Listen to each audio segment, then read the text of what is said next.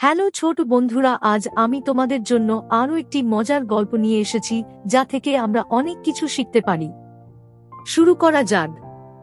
গল্পের নাম হরিণ ও বাঘের গল্প। একদিন এক ঘন জঙ্গলে একটি চালাক হরিণ ঘাস খাচ্ছিল। হঠাৎ সে লক্ষ্য করল যে একটি ক্ষুধার্ত বাঘ তার দিকে ধীরে ধীরে এগিয়ে আসছে।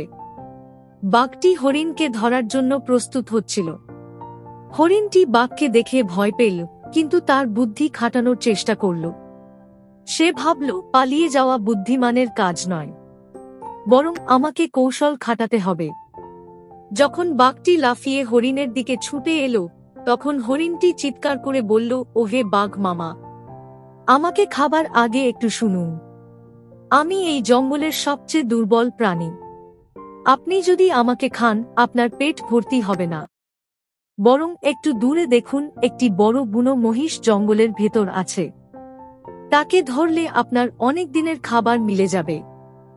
বাঘটি থেমে গেল এবং ভাবল, হরিণটা ঠিকই বলছে, মহিষটা ধরলে আমি বেশি খাবার পাব।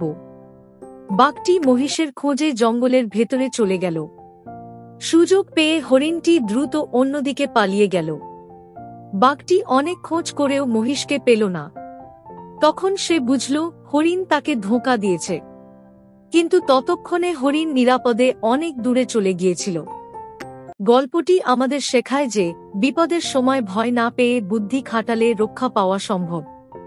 চ্যানেলটি অবশ্যই সাবস্ক্রাইব করুন, কারণ আপনি এই চ্যানেলেই পাবেন সিংহ আর ইঁদুরের গল্প, কুমির আর শিয়ালের গল্প, হাতি আর বানরের গল্প, বিড়াল ও ইঁদুরের গল্প। এছাড়াও আরও আকর্ষণীয় গল্প যার লিংক ডেসক্রিপশন থেকে পাওয়া যাবে। যদি কোনো বন্ধু থাকে যারা বাংলায় এই ধরনের ভিডিও দেখতে চায়, দয়া করে তাদের সাথে ভিডিওটি শেয়ার করার অনুরোধ থাকলো। ভিডিওটি দেখার জন্য আপনাকে অনেক ধন্যবাদ।